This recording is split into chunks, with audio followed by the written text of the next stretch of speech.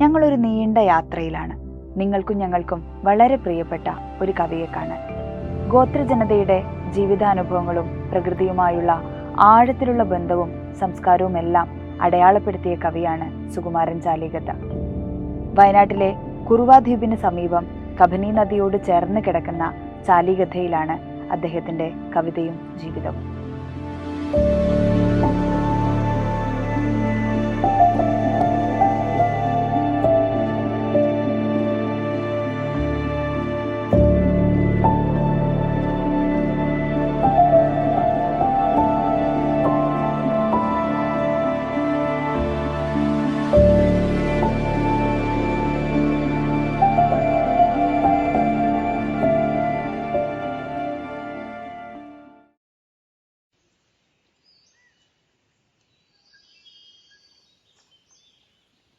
കെത്തളു. ഇന്നലെ ഒരു കാടാനെ പെറ്റു പോന്ന പുള്ളെ കറുത്തയി ചോലക്കാടില്ല നീരു കാക്കെ മുങ്കിന ഗുണ്ടില മീനുവ തറകെട്ടിണ്ടു മര ഗേര തുളേച്ചിക്കിൻ്റെ മരവാവ് പൂവു അഞ്ചെട്ടു പെണിയങ്ങളെ തടാക്കിണ്ടു മുങ്കിപ്പോன்ற കല്ലുകേരി മീനുക്കു മൂക്കു പെട്ടു വേണു കന്നാരപ്പു വലിയ കല്ലു ഉരേച്ചി നരേച്ചിക്കു തിലപോത്ത് പൊന്നുമ കടാത്തി പൊന്നുകൊണ്ട് പൂവേ കാടുക്കു ഓട്ടിക്കാണ്ട് ഒറ്റമലഞ്ച കൈതപ്പൂക്കു പൊരുപോവ് വെട്ടിയാട്ടിൻ്റെ കാറ്റുമു വളയഞ്ചു നിനേച്ചോണ്ടിറാങ്ങുന്ന കാട് മുയൽക്കു ബലെ പൂവ് വെട്ടി നീന്തുന്ന ബാളമു കരപെട്ടി ചാടിൻ്റെ കെത്തളുക്കുമു എന്നാ ചാന്തു ആ മലയക്കുമു കണ്ണിട്ടുള്ളാരു കുത്തിപൂന്ത കറുത്ത കല്ലൊക്കെ വെളുത്ത ചോരൊക്കെ കിണ്ടു നാൻ ഓടി ചാടി കടാന്ത കല്ലൊക്കെ അങ്ങാടി മലണ്ടു നാനു ലേച്ച മരത്തേക്കു ജാറലു ഏവു മല ചാടിച്ചുമു ഏവു പൂവെ കടാതിച്ചുമു കെത്തളു തിരിച്ചുദിക്കുന്നു ഊത്ത കാലത്തിമു രച്ചക്കാണി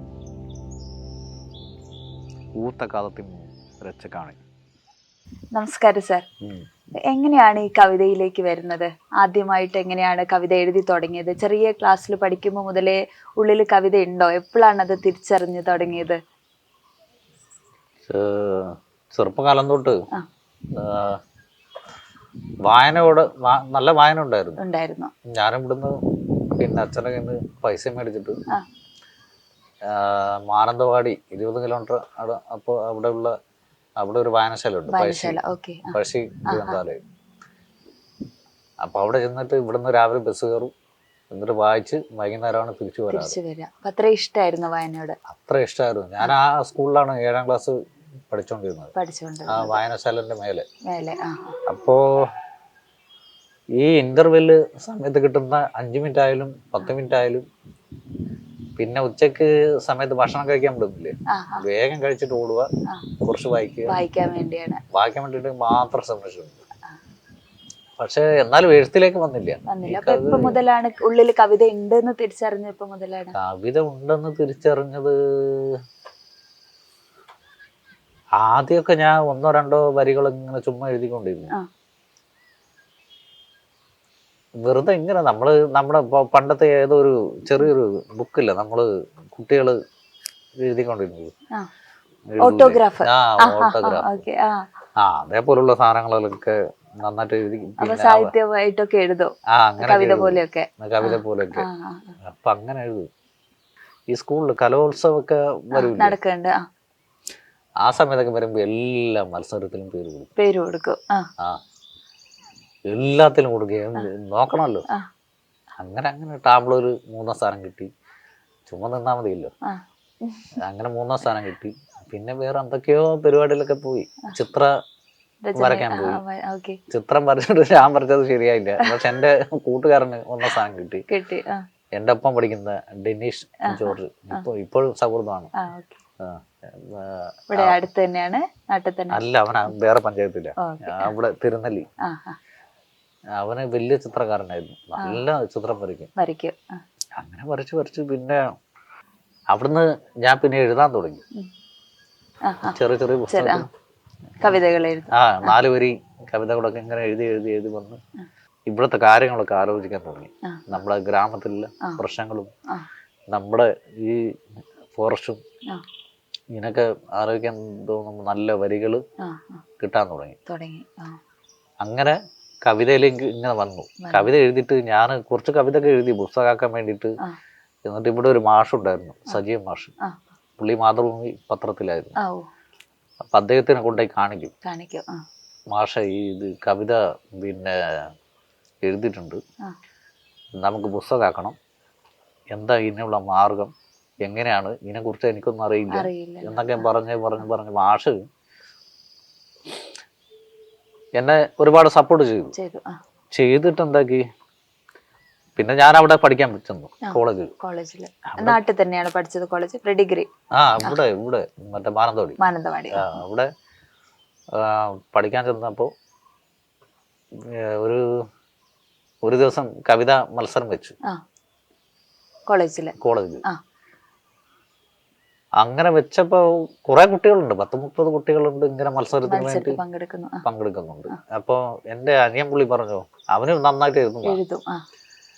അവൻ പറഞ്ഞു, എടാ നീ മത്സരിക്കടാന്ന്. ഞാൻ പറഞ്ഞു എന്നെ കൊണ്ട് വയ്യ.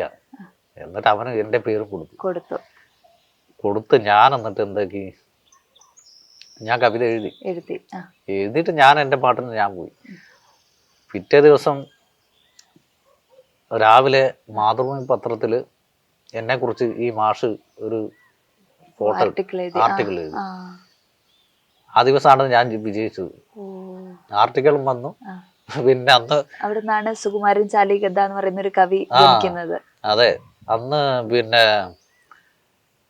മത്സരം പിന്നെ ഇത് പ്രഖ്യാപനം വന്നപ്പോ എന്റെ പേരാ വന്ന 1ാം സ്ഥാനം. അന്ന് ഞാൻ മാവേലിയെ കുറിച്ചാണ് എഴുതിയത്. ആ കവിത ഇപ്പോഴും ഉണ്ടെന്ന് തോന്നുന്നു, എവിടെയോ വെച്ചിട്ടുണ്ട്.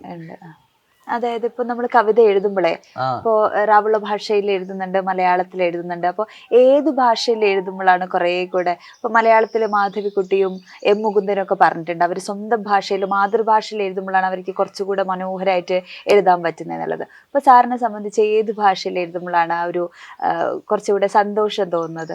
സന്തോഷം ഇപ്പോ നമ്മുടെ എന്റെ ഭാഷ റാവുള ഭാഷ. ഈ റാവുള ഭാഷയിൽ നമ്മള് ഒരു കഥ എഴുതുമ്പോഴാണെങ്കിലും കവിത ആണെങ്കിലും നമുക്ക് ഒരുപാട് ഭാഷകള്, അക്ഷരങ്ങള്, വാക്കുകള് കിട്ടും. പിന്നെ നമ്മൾ അറിയപ്പെടാത്ത ഒരുപാട് കൽപ്പനകൾ നമ്മുടെ ജീവിതവുമായിട്ട് ബന്ധപ്പെട്ടുള്ള കുറെ സാധനങ്ങൾ കിട്ടും. അപ്പൊ മലയാളത്തിൽ എഴുതുമ്പോ നമുക്ക് അത്തരത്തിൽ കിട്ടൂല. അപ്പൊ അതിന്ന് അതേപോലെ എഴുതിയിട്ടാണ് മലയാളത്തിലേക്ക് പരിഭാഷിച്ച് ചെയ്യുന്നത്. റാവുള ഭാഷയിൽ എഴുതിയിട്ട് മലയാളത്തിലേക്ക് പരിഭാഷ. അപ്പൊ പരിഭാഷ ചെയ്യുമ്പോ എന്താക്കും, മലയാളത്തിൽ വരുന്ന കവിത നല്ല വൃത്തിയുള്ള നല്ല രസമായിരിക്കും. പിന്നെ അത് വായിക്കാനും കേൾക്കാനും അങ്ങനെയൊക്കെയാണ്. ഞാന് മറ്റേ ഈ താഴിട്ട് പൂട്ടിയ മുറി എന്നൊരു കവിത എഴുതായിരുന്നു. അത് ഏതോ മാസികയിൽ വന്നതാണ്.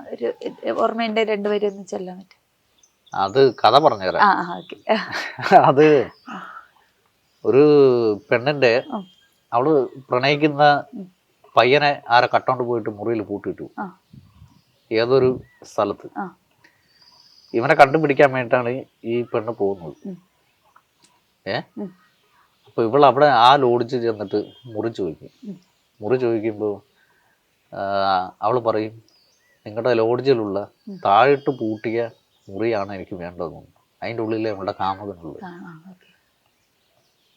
അപ്പൊ അങ്ങനെയുള്ള അവനെ കണ്ടുപിടിക്കാൻ പോകുന്ന ഒരു കവിത റാവുള ഭാഷ എഴുതിയായിരുന്നു. അപ്പൊ അങ്ങനെ കുറെ കാൽപ്പനികമായിട്ട് ഇങ്ങനെ വരും. പിന്നെ ഒരു ചോദ്യം കൂടെ, അതായത് ഈ റാവുള ഭാഷ വളരെ കുറച്ച് ആളുകൾ, എനിക്ക് തോന്നുന്നു ഒരു 15,000-ൽ കുറവ് ആളുകൾ മാത്രം സംസാരിക്കുന്ന ഒരു ഭാഷയല്ലേ. അപ്പോൾ റാവുള ഭാഷയിൽ തന്നെ കവിതകൾ എഴുതാൻ വേണ്ടിയിട്ടുള്ളൊരു തീരുമാനം, അത് നമ്മളെ സംസ്കാരത്തെയും ജീവിതത്തെ ഒക്കെ പുറം ലോകത്തെ അറിയിക്കുക എന്നുള്ളൊരു ലക്ഷ്യം കൂടെ ഉണ്ടായിരുന്നു അതിനകത്ത്? എല്ലാം ഉണ്ട്. ഇതിപ്പോ നമ്മുടെ ആദിവാസി എഴുത്തുകാരിൽ അത്ര വലിയ എഴുത്തുകാരൊന്നും, പിന്നെ ഞാനടക്കം ഞാൻ ആരെയും കണ്ടിട്ടില്ല. നാരായ മാഷ് അദ്ദേഹം പിന്നെ അദ്ദേഹത്തെ പോലും എനിക്കറിയില്ല. അറിയില്ല. പിന്നെ ഒരു മാഷുണ്ടായിരുന്നു, വേറൊരു മാഷുണ്ടായിരുന്നു, കണ്ണാടി വെച്ച, പുള്ളി മരിച്ചുപോയി. അദ്ദേഹം ഒരുപാട് പുസ്തകം എഴുതിയിട്ടുണ്ട്. ഞാൻ മറ്റേ ലക്കിടി എന്നാണ് അദ്ദേഹത്തെ പരിചയപ്പെടുന്നത്. അന്ന് അദ്ദേഹത്തിന്റെ കയ്യിൽ കുറെ പുസ്തകം ഉണ്ടായിരുന്നു. എന്നെ കാണിച്ചു. അപ്പൊ ഈ പുസ്തകമൊക്കെ കാണുമ്പോൾ എനിക്ക് ഇതേപോലെ ആവണം എന്നൊക്കെ തോന്നി. അത് പേര് എന്തോ പറയുന്നുണ്ട്, കൃഷി അല്ല, മറന്നുപോയി. ഗോത്ര സമൂഹത്തെ അടയാളപ്പെടുത്തുന്ന കവികൾ വളരെ കുറവായിരുന്നു. പിന്നീടാണ് പിന്നെ ഇങ്ങനെ എഴുതി അപ്പൊ അത് എന്തുകൊണ്ടായിരിക്കും അങ്ങനെ കുറവാവുന്നത്? ഇപ്പൊ ഇത്രയും വർഷങ്ങൾക്ക് ഇപ്പുറത്താണ് നമ്മള് ഗോത്ര സാഹിത്യത്തെ അടയാളപ്പെടുത്തപ്പെടുന്നത്. പാഠപുസ്തകത്തിൽ ഇപ്പൊ ഞങ്ങൾ ഇവിടെ വന്നതുപോലും അതിന്റെ ഭാഗമായിട്ടാണ്. ഇത്രയും വർഷങ്ങൾക്ക് ഇപ്പുറത്താണ് പാഠപുസ്തകത്തിന്റെ ഭാഗമായിട്ട് ഗോത്ര കവിതകൾ വരുന്നത്, ഗോത്ര സാഹിത്യത്തെ നമ്മൾ പഠിക്കുന്നത്. അപ്പൊ എന്തുകൊണ്ടായിരിക്കാം ഇങ്ങനെ കവികൾ ഇല്ലാണ്ടാവുന്നതും മുന്നോട്ടേക്ക് വരാത്തതും? അതിന്റെ ഒരു പ്രശ്നമൊന്നല്ല ഇത്. സാഹിത്യം ഇപ്പൊ ഞാനിപ്പോ ഒരുപാട് കഷ്ടപ്പെട്ടിട്ടാണല്ലോ പുറത്തേക്ക് വന്നത്. ഞാൻ ഈ സാഹിത്യം എങ്ങനെയെങ്കിലും പുറത്തേക്ക് എത്തിക്കാൻ വേണ്ടി ഞാൻ ഒരുപാട് ആൾക്കാരെ പിന്നെ പരിചയപ്പെടാൻ തുടങ്ങി. വലിയ വലിയ ആൾക്കാരെ പരിചയപ്പെടുന്നു, അവരോട് സൗഹൃദമാവുന്നു, എൻ്റെ കവിത വൃത്തിയായിട്ട് എഴുതാൻ ശ്രമിക്കുന്നു. നല്ലതായാലും ചീത്തയായാലും, ചിലപ്പോൾ നല്ല കവിത വരും, അല്ലെങ്കിൽ ചീത്ത കവിത, പിന്നെ ഒന്നും പിന്നെ പറ്റാത്ത കവിത വരും. ഇതൊക്കെ ഉണ്ടാവും, എന്നും ഒരേപോലെ ആവില്ലല്ലോ. അങ്ങനെ പരിചയപ്പെട്ടിട്ടാണ് ഇങ്ങനെ പുറത്തേക്ക് വന്നത്. പിന്നെ ഒരുപാട് ക്യാമ്പുകളിലൊക്കെ പങ്കെടുത്തു. അപ്പൊ ഇത്തരത്തിലൊന്ന് പോവാൻ കുറെ എഴുത്തുകാരുണ്ട് ഇവിടെ അല്ല, നമ്മുടെ ട്രൈബൽ മേഖലയിലും. അപ്പൊ അതൊരു ബോധപൂർവ്വമുള്ള തെരഞ്ഞെടുപ്പായിരുന്നു, ദ്രാവിഡ ഭാഷയിൽ തന്നെ എഴുതുക എന്നുള്ളത്. അതെ. അപ്പൊ ഇവർക്ക് ഈ മുന്നോട്ട് വരാനുള്ള ഒരു മടിയുണ്ട്. ആ മടി കാരണം പിന്നെ അവരുടെ വീട്ടിൽ എന്തെങ്കിലും അതിന് സമൂഹം കൂടെ ഒരു കാരണമാണെന്ന് തോന്നിയിട്ടുണ്ടോ? സമൂഹത്തിന്റെ പ്രശ്നമൊന്നുമില്ല. നമുക്ക് ആവശ്യമുണ്ടെങ്കിൽ നമ്മളൊരു കാര്യം തെരഞ്ഞെടുത്ത് കഴിഞ്ഞാൽ ആ തെരഞ്ഞെടുപ്പിലൂടെ എങ്ങനെ മുന്നോട്ട് പോവുക എന്ന ഉള്ളതാണ്. ഇപ്പൊ സ്കൂളുകളിലൊക്കെ ചേർക്കുന്ന സമയത്ത് ചെറിയ കുട്ടികളായിരിക്കുമ്പോളെ, ഇപ്പൊ നമ്മള് വീടുകളിലും നമ്മളെ ഗോത്രത്തിനുള്ളിലൊക്കെ നമ്മൾ റാവുള ഭാഷയാണ് സംസാരിക്കുന്നത്. അപ്പൊ സ്കൂളിലേക്ക് പോകുമ്പോ അല്ലാത്ത കുട്ടികളും ഉണ്ടല്ലോ. അപ്പൊ ഭാഷ ഒരു പ്രശ്നമായിട്ട് വരാറുണ്ടോ? ഭാഷ ഇപ്പൊ പ്രശ്നമില്ല. ഇപ്പൊ എല്ലാ കുട്ടികളും നന്നായിട്ട് മലയാളം സംസാരിക്കും. മലയാളം ഇംഗ്ലീഷൊക്കെ എന്റെ ബാല്യകാലത്ത് ആർക്കും ഇവിടെ ഹിന്ദി അറിയില്ല, ഇംഗ്ലീഷും അറിയില്ല, ഒന്നും അറിയില്ല. മലയാളം സംസാരിക്കുന്നുണ്ട്. സ്കൂളിലൊക്കെ പോയ സമയത്ത് മാറ്റി നിർത്തലുകളും വിഷമങ്ങളൊക്കെ ഉണ്ടായിട്ടുണ്ടോ? എനിക്ക് അങ്ങനത്തെ പ്രശ്നമൊക്കെ ഉണ്ടായിട്ടുണ്ട്. അത് ഞാൻ എന്റെ പുസ്തകത്തിൽ അതിനെ കുറിച്ച് എഴുതിയിട്ടുണ്ട്. അതൊക്കെ തന്നെയാണ് കവിതകളായിട്ട് നമ്മൾ കാണുന്നത്. അതന്നെ. അപ്പൊ ഇത് എനിക്ക് വേണ്ടി മാത്രമല്ല, ഇപ്പൊ ഞാൻ എഴുതിയ എന്റെ കവിത എന്റെ അല്ല. അത് വായിക്കുന്ന എത്ര ആൾക്കാർ വായിക്കുന്ന അവരുടെ എല്ലാവരുടെ കവിതയാണ്. അപ്പോൾ നമുക്ക് ഏട്ടക്കൂരിയിലേക്ക് വരികയാണെങ്കിൽ, അപ്പൊ എങ്ങനെയാണ് ഏട്ടക്കൂരി എഴുതിത്തോടെ? എന്താണ് അത് എഴുതാനുള്ള ഒരു സാഹചര്യം? എന്തായിരുന്നു ഏട്ടക്കൂരി എന്ന് പറയുന്ന കവിത? ഏട്ടക്കൂരി എഴുതാനുള്ള സാഹചര്യം ഒന്നുമില്ല. ചുമ്മാ ഒന്ന് ഇവിടെ പുഴയിലും അതിലൊക്കെ കാട്ടിലൊക്കെ നടക്കുന്നല്ലേ. അപ്പൊ നമ്മുടെ പുഴയിൽ ഏറ്റവും നല്ല സുന്ദരിയായ മീനാണ് ഏട്ടക്കൂരി. അത് നല്ല രസമുള്ള സ്വർണ്ണ നിറമുള്ള പുള്ളി കുത്തുകളൊക്കെ ഉള്ള മീനാണ്. നല്ലൊരു ആ മീൻ അത്രയും നല്ല ചിത്രം വരച്ചു കൊടുത്തൊന്നും അറിയില്ല. അതിന്റെ മുതുകില് അത്ര മനോഹര ഭംഗിയുള്ള ഒരു സുന്ദരി മീനാണ്. നല്ല മീശയുണ്ട്. പിന്നെ മീശക്കാരെന്നുള്ള ഒരു പേര് കൂടെ ഉണ്ട് തോന്നുന്നു ഏട്ടക്കൂരിക്ക്. നല്ല മീശയുണ്ട്. അപ്പം നമ്മള് കാടിനോട് അടുത്ത് ജീവിക്കുന്ന ആളുകളാണ്. നമ്മൾ ഒരുപാട് തരത്തിലുള്ള മൃഗങ്ങളെ കാണുന്നുണ്ട്. ആനയുണ്ട്, അല്ലെ, മാനുണ്ട്, പലതരത്തിലുള്ള മീനുകളുണ്ട്. എന്നിട്ട് എന്തുകൊണ്ടാണ് ഏട്ടക്കൂരിയെ തന്നെ നമ്മളുടെ കവിതയിൽ പ്രമേയമായിട്ട് സ്വീകരിച്ചത്? ഏട്ടക്കൂരി എന്ന് പറഞ്ഞാൽ നമ്മുടെ ഞാൻ വേറെ ഒരു പുഴയിലും ഇത്തരത്തിലുള്ള മീനിനെ കണ്ടിട്ടില്ല.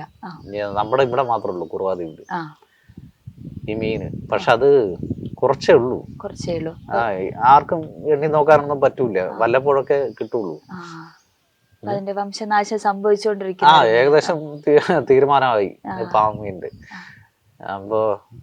അപ്പൊ അതിനെ കണ്ടായിരിക്കാം അതൊക്കെ ഇങ്ങനെ വംശനാശം സംഭവിച്ചു പോകുന്നത്. അതെന്താന്ന് അറിയില്ല. പുഴയിൽ എന്തെങ്കിലും മറ്റേ കേടുപാടൊക്കെ ഉണ്ടാവും വെള്ളത്തില്. കബനിപ്പുഴ ഏറ്റവും കൂടുതൽ മാലിന്യമുള്ള 2ാം സ്ഥാനം ഉണ്ടെന്നൊക്കെയാണ് പറയുന്നത്. അപ്പൊ ഈ മാലിന്യം കൊണ്ടായിരിക്കും കുറെ മീനുകളൊക്കെ ചത്തുപോകുന്നത്, ഇല്ലായ്മ ആയി പോകുന്നത്. ഒരുപാട് ആമകളുണ്ടായിരുന്നു ഈ പുഴയില്. ഇപ്പൊ അതുമില്ല. ഇല്ല. അതിനൊന്നും കാണാനില്ല. നീർനായകളുണ്ടായിരുന്നു, അതും കാണാനില്ല. അപ്പൊ നമുക്ക് മനസ്സിലാക്കാം ഈ പുഴയുടെ വെള്ളത്തിന് തെളിച്ചമുണ്ടാകും, പക്ഷെ അതിൽ എന്തെങ്കിലുമൊക്കെ വിഷാംശ സാധനങ്ങൾ ഉള്ളത് കൊണ്ട് അങ്ങനെ നശിച്ചു പോകുന്നതാണ്. അപ്പൊ സാർ ഒരിടത്ത് പറഞ്ഞിട്ടുണ്ട്, പാഠപുസ്തകത്തിലേക്ക് വിദ്യാലയത്തിലേക്ക് പോകുന്നതിന് മുമ്പ് അച്ഛൻ ആദ്യം കാണിച്ചെന്നത് കാടാണ് എന്നൊരു സ്ഥലത്ത് സാറ് പറഞ്ഞിട്ടുണ്ട്. അപ്പോൾ കാടിനെ വീടായി കരുതി ജീവിച്ച ആളുകളാണ്. അപ്പോൾ പുറത്തുള്ള ആളുകൾ കാടിനെ ഇല്ലായ്മ ചെയ്യുന്നതും നമ്മളുടെ ആവാസ വ്യവസ്ഥ അല്ലെങ്കിൽ നമ്മളുടെ വളരെ സുഖമുള്ളൊരു ജീവിതത്തെ തകർക്കുന്നതൊക്കെ ആയിട്ട് തോന്നിയിട്ടുണ്ടോ, അനുഭവപ്പെട്ടിട്ടുണ്ടോ എപ്പോഴെങ്കിലും? എൻ്റെ വിദ്യാഭ്യാസം, എനിക്ക് ഏറ്റവും കൂടുതൽ വിദ്യാഭ്യാസം തോന്നുന്നു ഈ പുഴയും ഈ കാടുമാണ്. കാര്യം നമ്മൾ പുസ്തക വായനയിലൂടെ അല്ലാതെയും ഒരു വായന അല്ലെങ്കിൽ ഒരു അറിവ് ഈ നമുക്ക് ഈ കാടും പുഴയും തരാറുണ്ട്. അത് അതിന് ആ പുഴയിൽ ജീവിക്കുന്ന ജീവികളായാലും കാട്ടിൽ ജീവിക്കുന്ന ജീവികളായാലും, ജീവികൾ മാത്രമല്ല, മരങ്ങളും പക്ഷികളും പലതരത്തിലുള്ള പൂക്കളും മഴ, അവിടെ വരുന്ന വെയിൽ, ഇതൊക്കെ നമുക്കൊരു പിന്നെ വായന ഒരു അറിവ് തരുന്ന ഒരു പുസ്തകമാണ്, ഒരു പത്രമാണ്.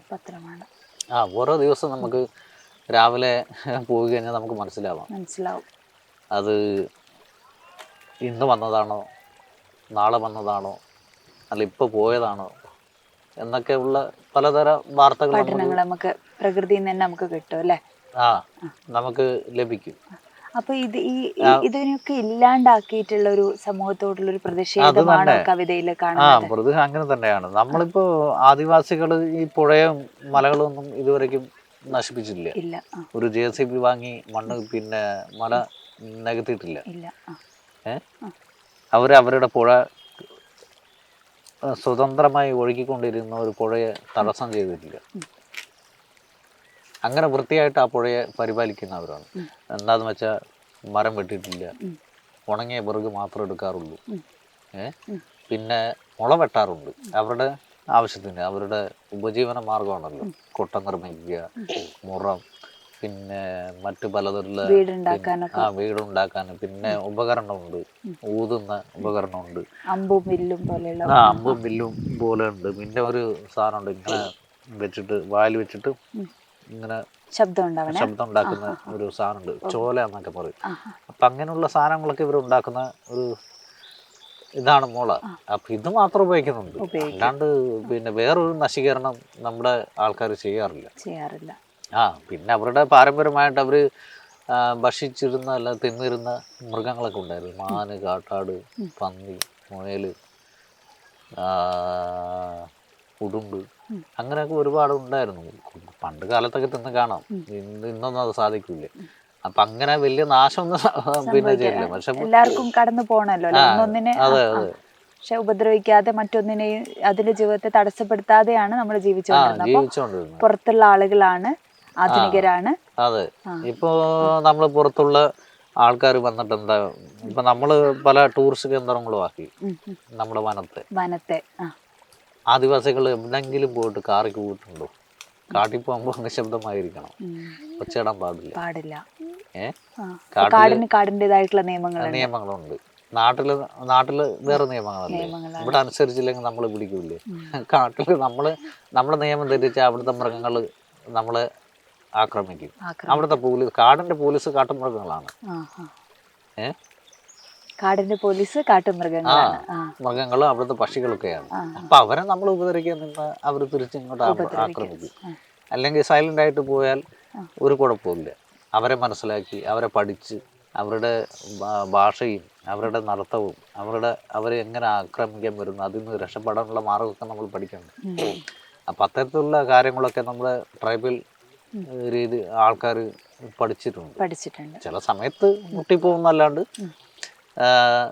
അങ്ങനെ പ്രശ്നമില്ല. പിന്നെ ഈ നശീകരണം എന്ന് പറഞ്ഞാൽ എന്താ, പുഴയിൽ വന്ന് തോട്ടിടുമ്പോൾ പുഴയ്ക്ക് ബുദ്ധിമുട്ടാണ്.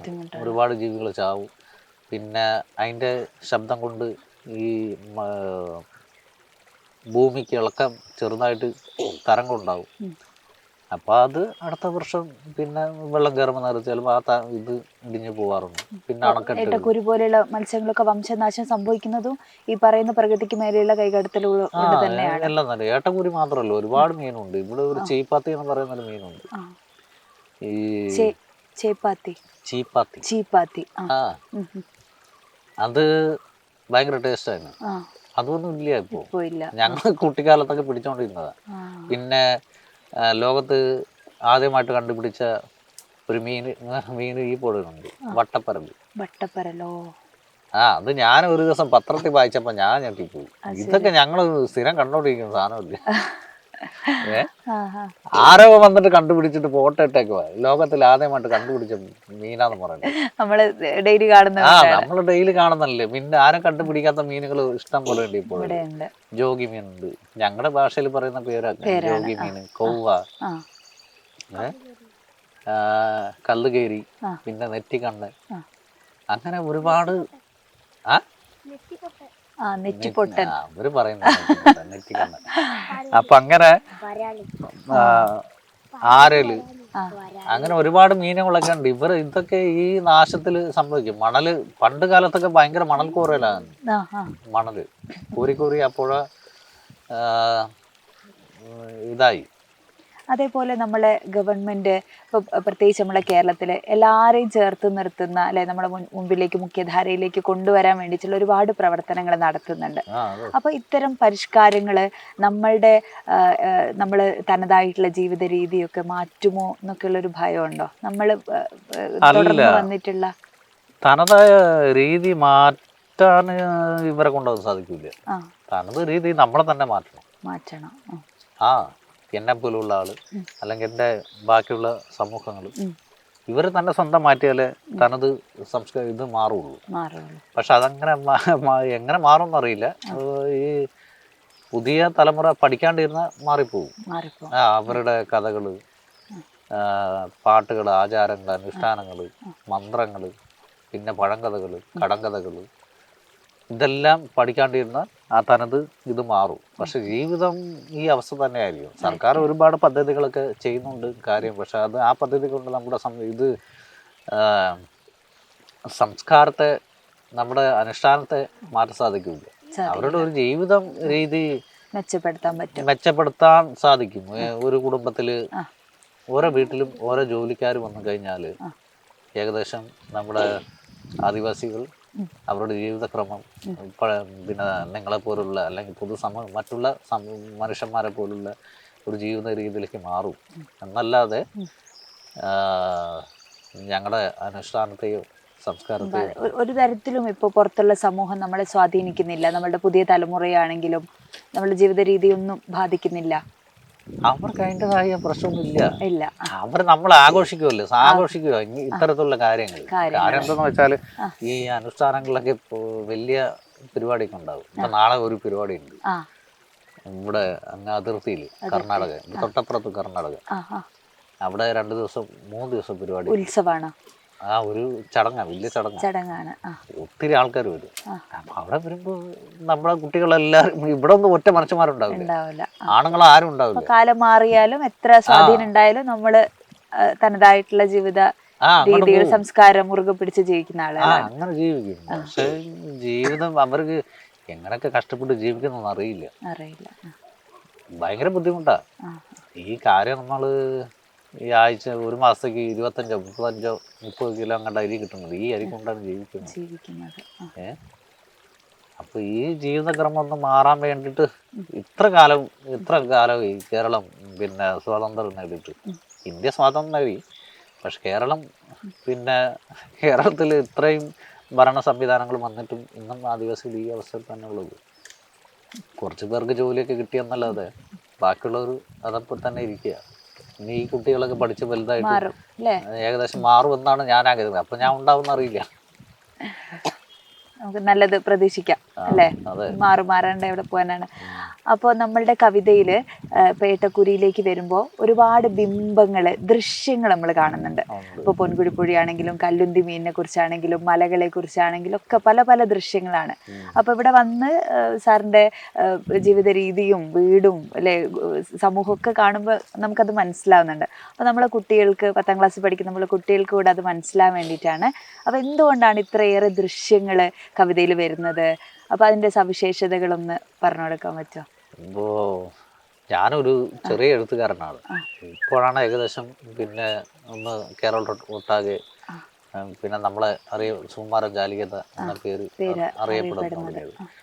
പക്ഷെ ഇതിന് മുന്നേ ഒരുപാട് വലിയ വലിയ എഴുത്തുകാർ, സച്ചി മാഷ്, സുഗതകുമാരി, പിന്നെ ONV, ഇങ്ങനെയുള്ള വലിയ വലിയ എഴുത്തുകാരൊക്കെ ഇല്ലേ, അവരും ഇത്തരത്തിലുള്ള കാര്യങ്ങളൊക്കെ എഴുതി അവരുടെ കവിതകളൊക്കെ വായിക്കുന്നവർ നമ്മളും അത്ഭുതപ്പെട്ടിട്ടുണ്ട്, ഇതെങ്ങനെ ലഭിക്കുന്നു. അപ്പൊ ഞാൻ എൻ്റെ ഗ്രാമത്തിലുള്ള ഈ സൗന്ദര്യം വെച്ചിട്ടൊന്ന് കാൽപ്പനികമായിട്ട് ഒരു കവിത എഴുതുന്ന എന്തായാലും ഒരു പിന്നെ മരം വെട്ടണമെങ്കിൽ മുറിക്കുവാണെങ്കിൽ അത് ചെത്തണ്ടേ, ആ ചെത്തി ഒന്ന് മിനുക്കണ്ടേ, അതിൻ്റെ ആദ്യം ഒന്ന് ചെത്തി മുറിച്ച്, അല്ലെങ്കിൽ ഒരു മരം മുറിച്ച് കേണ്ട അതിൻ്റെ തൊലി ചെത്തുന്ന ആളുടെ ഒരു പിന്നെ കാര്യകാലം നോക്കി, മരം മുറിച്ചിട്ടിട്ട് ആ മരം ചെത്തി എടുക്കില്ലേ, എത്ര മിനുസപ്പെടുത്തി എടുക്കണം, വെന്ത് വൃത്തിയാക്കി എടുക്കണം. അപ്പം അതേപോലെ ഒരു കവിതയിൽ നമ്മൾ ഒരു മനുഷ്യനെ ആകർഷിപ്പിക്കാൻ വേണ്ടിയിട്ടാണ് നമ്മൾ ഈ കവിത എഴുതുന്നത്. ഒരു കഥ എഴുതുന്നതും അതേപോലെ തന്നെയാണ്. ഇപ്പം ഞാനായാലും ഞാൻ വായിക്കുവാണെങ്കിൽ എനിക്ക് എൻ്റെ ഉള്ളിൽ കയറണ്ടേ, മറക്കാൻ പാടില്ല. അപ്പം അതുകൊണ്ട് ഒരു ചെറിയൊരു മിനുക്ക് പണി അതിൽ കാതലുണ്ടാവും, എന്നാലും ഒരു ചെറിയൊരു മിനുക്ക് പണി പിന്നെ അതിൽ ചേർത്ത് വെക്കുമ്പോഴാണ് ഈ ചോറിന് മനോഹരാകും. നമ്മൾ ഭക്ഷണം കഴിക്കുന്ന പോലെ ഉപ്പ് കുറഞ്ഞാൽ നമ്മൾ വഴക്കിടില്ല, എരിവ് കൂടിയാൽ വഴക്കിടില്ല, കുറഞ്ഞാലും വഴക്കിടും. പാകത്തിനാകുമ്പോൾ അത് സന്തുലമായിരിക്കും. നഗരത്തില് മാറി താമസിച്ചൊരു അനുഭവ കഥ സാർ എഴുതിയിട്ടുണ്ട്. അപ്പൊ അതിനകത്ത് ഒരു രസകരമായിട്ടുള്ള ഒരു അനുഭവം ഞാൻ വായിച്ചത്, കാട് വിട്ട് പുറത്തു പോയി കഴിഞ്ഞാൽ കാട് പിന്നെ നമ്മളെ തിരിച്ച് സ്വീകരിക്കാൻ ബുദ്ധിമുട്ടാണെന്ന് പറഞ്ഞിട്ട് ഒരു ആനയുടെ മുമ്പിൽ പെട്ടൊരു കഥ സാറ് പങ്കുവെച്ചില്ലേ. അപ്പൊ നമ്മളെ കുട്ടികൾക്ക് വേണ്ടിയിട്ട് അതൊന്ന് പറയാം, അവർക്ക് ഇതൊക്കെ പുതുമയുള്ള കാര്യങ്ങളായിരിക്കും, അപ്പൊ ഒന്ന് അറിയാൻ വേണ്ടിയിട്ട്. അതെന്താന്ന് വെച്ചാല്, ഞാന് ഇവിടെ FM റേഡിയോയിൽ എനിക്ക് ജോലി ഉണ്ടായിരുന്നു. അവിടെ എഡിറ്റിങ്ങും സ്ക്രിപ്റ്റ് എഴുത്ത് നാടകം ചെയ്യൽ റെക്കോർഡിങ് ഇതൊക്കെ ഉണ്ടായിരുന്നു. അപ്പോൾ ഈ സമയത്ത് എന്നെ അന്വേഷിച്ച് ഒരു സംവിധായകൻ വന്നു. അദ്ദേഹം കോഴിക്കോടുള്ള ഉള്ളിയേരിയുള്ള സിജു അഗ്രഗാമി എന്ന് പറയും. ഇപ്പോൾ മമ്മൂട്ടിൻ്റെ സിനിമയിൽ അഭിനയിച്ച ഒരു കാതൽ ഏതൊരു സിനിമ ഇറങ്ങിയില്ലേ, അതിൽ സുധി പുള്ളിൻ്റെ ഒപ്പം അഭിനയിച്ചിട്ടുണ്ട്. അപ്പോൾ ഇവർ ഒരു ഗ്യാങ് ആണ്. അപ്പോൾ ഇവരെന്നെ കാണാൻ വന്നു, പുള്ളിൻ്റെ അസിസ്റ്റൻ്റ് ആയിട്ട് നിൽക്കാൻ വേണ്ടിയിട്ട്.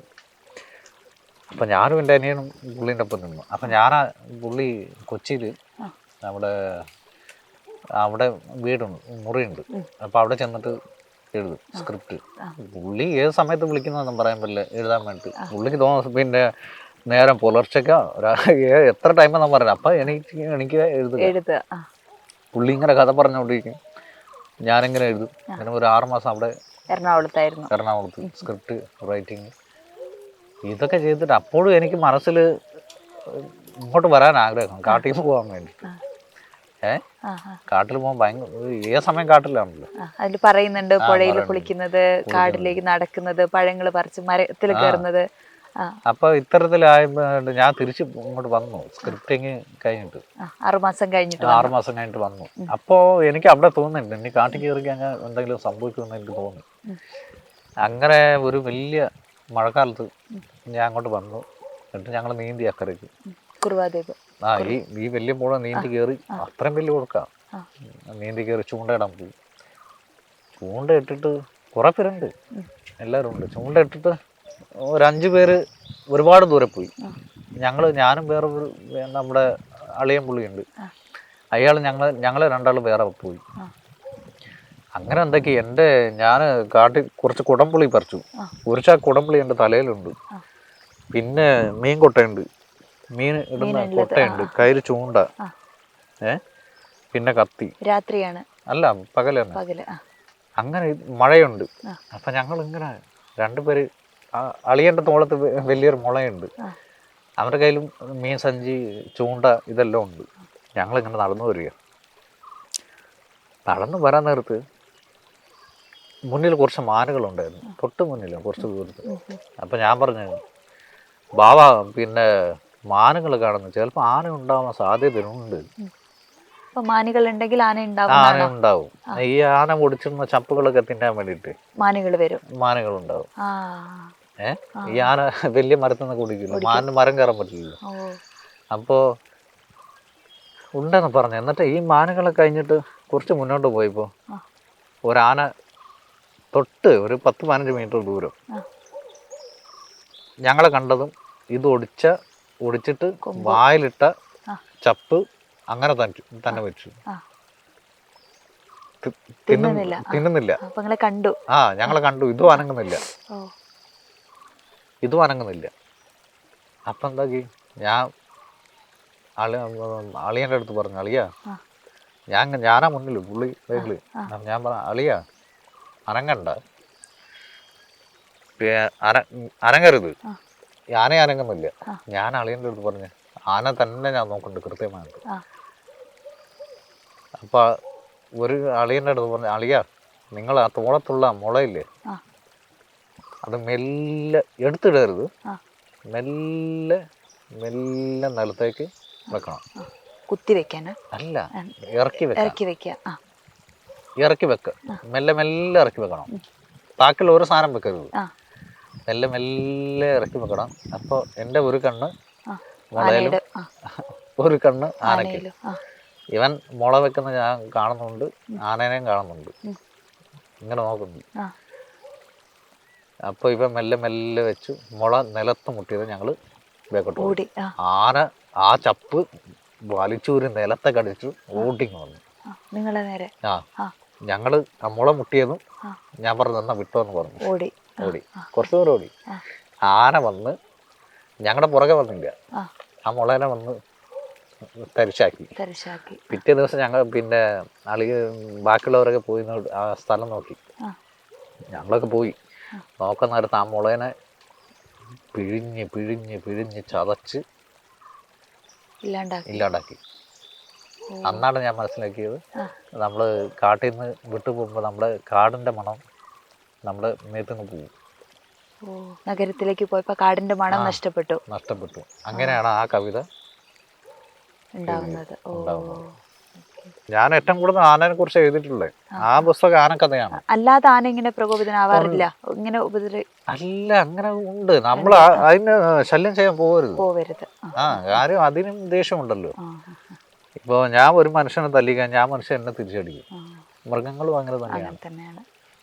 ഒരു ദിവസം രാത്രി ചോറൊക്കെ ഉണ്ടിട്ട് മെല്ലെ തിണ്ണയിൽ കയറിയിരിക്കുക, എന്തോ ഒരു ശബ്ദം കേട്ടു, ടിക്കെന്നൊരു ശബ്ദം. അപ്പം മനസ്സിലായി ഞാൻ വരുന്നുണ്ടെന്ന്. ഞാൻ അവിടെ തന്നെ വരുന്നു. എൻ്റെ മുന്നിൽ കൂടെ എങ്ങനെ നടന്നുകൊണ്ട് പോകും, എന്നെ മൈൻഡാക്കുന്നില്ല. ഞാൻ വിളിച്ചു നോക്കി, ഒന്നും നടന്നു. അത് മെല്ലെ ഇറങ്ങി ഈ വയലിൽ കയറിയിട്ട് നെല്ലൊക്കെ തന്നിട്ട് അത് മെല്ലെ കയറിപ്പോയി. മണം തിരിച്ചറിയുന്നല്ലേ? മണം. അതുകൊണ്ട് ആണ് അധികം പ്രശ്നമില്ലാത്ത. ചില സമയത്ത് മുട്ടിപ്പോയാൽ നമ്മളൊക്കെ ശരിയാക്കാം. 7 മലകൾ കടന്നിട്ടും 7 പുഴകൾ താണ്ടിയിട്ടും ഏട്ടക്കൂരി തിരിച്ചിറങ്ങി. അങ്ങനൊരു വരികളുണ്ട് സാറിന്റെ കവിതയിൽ അവസാനം. വരികളുണ്ട്, പിന്നെ അത് ഞാൻ അവസാനിപ്പിച്ചത് അങ്ങനെ. അതിന്റെ ഒരു സങ്കടം ആവാത്ത ഒരവസ്ഥ. കാര്യം എന്താന്ന് വെച്ചാല് ഓരോ മനുഷ്യനും പിന്നെ വിദ്യാഭ്യാസം ചെയ്ത് ഒരുപാട് മുന്നോട്ട് വരില്ലേ. അവര് ഒരു ലക്ഷ്യസ്ഥാനത്ത് എത്താൻ വേണ്ടി അവരവിടം വരെ എത്തി വന്നിട്ട് പോലും പിന്നെ അവർക്ക് അവിടെയും ഒരു രക്ഷയില്ല, കിട്ടുന്നില്ല ഒരു ജോലിയോ, അല്ലെങ്കിൽ അവരെന്താണ് ചെയ്യാൻ ഉദ്ദേശിച്ച ഒരു കാര്യം. മീനി പ്രസവം മുട്ട കുടയാനല്ല പോയെ, പുതുമഴ ഊത്തക്കാലത്ത്. അപ്പൊ അതിന് മുട്ട പോലും കുടയാൻ സാധിച്ചില്ല. അല്ലെങ്കിൽ നമ്മൾ വിദ്യാഭ്യാസപരമായിട്ട് മുന്നേറി വന്നിട്ട് നമുക്കൊരു ജോലി സമ്പാദിക്കാൻ സാധിച്ചില്ല. അതായത് ഏട്ടക്കൂരി എന്ന് പറയുന്ന മത്സ്യത്തിലൂടെ ഗോത്ര വിഭാഗത്തെ തന്നെയാണ് പ്രതിനിധീകരിക്കുന്നത് അല്ലേ? അങ്ങനെ ഒരു ഇതാണ് നമ്മള് ഒരുപാട് കഷ്ടപ്പെടുന്നുണ്ട്. വിദ്യാഭ്യാസം അല്ലാത്ത രീതിയിൽ നമ്മൾ കൃഷിപരമായിട്ടും മറ്റ് ബിസിനസ് പരമായിട്ടും നമ്മൾ മുന്നോട്ട് പോകുന്നുണ്ടല്ലോ. ഫൈനൽ എത്തി വന്നാലും ആ ഫൈനലിലേക്ക് എത്തൂല. പിന്നെ അവസാനം സഹിക്കിട്ട് സ്വന്തം ആ പഴയ അവസ്ഥയിലേക്ക് തിരിച്ചു വരുന്ന ഒരു കാര്യമാണ് ആ വരിയിൽ ഉള്ളത്. അപ്പോൾ നമ്മുടെ പാഠപുസ്തകത്തിൽ കവിത ഉൾപ്പെടുത്തിയപ്പോഴേ ഇത് വളരെ പ്രധാനപ്പെട്ട വരികളാണല്ലോ, കഴിഞ്ഞ പരീക്ഷയ്ക്കൊക്കെ ചോദിച്ചിട്ടുള്ള വരികളാണ്. അപ്പോൾ നമ്മളെ കുട്ടികൾക്ക് അത് ഉപകാരപ്രദമാവുന്ന രീതിയിൽ ഒന്ന് കൂടെ ഒന്ന് വിശദീകരിക്കുമ്പോൾ നമ്മള് 7 മലകൾ ചാടിയിട്ടും 7 പുഴകൾ കടന്നിട്ടും ഏട്ടക്കൂരി തിരിച്ചിറങ്ങി. അത് എഴുതുമ്പോൾ ഇപ്പൊ ഞാൻ കുട്ടികൾ ഏത് തരത്തിൽ അത് എഴുതണമെന്ന് പറയാൻ എന്നെ കൊണ്ട് അറിയില്ല. പിന്നെ അത് ഞാനിങ്ങനെ എഴുതി പോയതാ വരി. പക്ഷെ ആ വരിയിൽ ഇത്രയൊരു ഒരുപാട് അർത്ഥം ഉണ്ടെന്ന് എനിക്കറിയില്ലായിരുന്നു. ഇപ്പോഴെല്ലാരും അതിങ്ങനെ പറഞ്ഞു വരുമ്പോൾ അതിൽ പലതരത്തിലുള്ള വ്യത്യാസമായ ഉണ്ടാവുന്നു. അപ്പൊ അത് ഞാൻ നേരത്തെ പറഞ്ഞതുപോലെ ഒരു ജീവിയുടെ അല്ലെങ്കിൽ ഒരു മനുഷ്യന്റെ ഒരു യാത്രയാണ്,